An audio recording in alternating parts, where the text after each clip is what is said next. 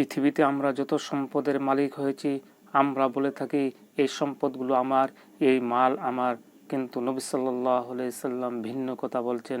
নবী সাল্লাল্লাহু আলাইহি সাল্লাম বলছেন পৃথিবীতে তোমার শুধুমাত্র তিনটি, বাকি সব অন্যের জন্য।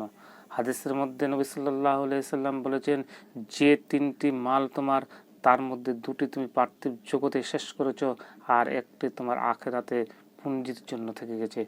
পার্থিব জগতে যে দুটি মাল আমরা শেষ করে থাকি, নবী সাল্লাল্লাহু আলাইহি সাল্লাম বলছেন মা আকিলা ফাআফনা, যেটা তুমি খেলে এবং খেয়ে হজম করে দিলে সেটা তুমি তোমার মাল খেলে, তোমার সম্পদ খেলে, আউ লাবিসা ফাআবলা, এবং যেটা তুমি পরিধান করলে পরার পর জীর্ণ শীর্ণ করে দিলে, সেই দুটো হলো তোমার পার্থিব জগতের যেটা তুমি শেষ করে দিয়েছ। আর 3 নাম্বার হলো যেটা তুমি দান করেছ এবং সেটা তোমার আখিরাতের জন্য সঞ্চিত হয়ে আছে, সেটা তুমি আখিরাতে পাবে। আর বাকি যে সমস্ত সম্পদ থাকলো সে ব্যাপারে নবী সাল্লাল্লাহু আলাইহি সাল্লাম বলছেন ওয়াতারিকুহু লিন্নাস, বাকি সমস্ত সম্পদ তুমি পরের জন্য পৃথিবীতে ছেড়ে চলে গেলে।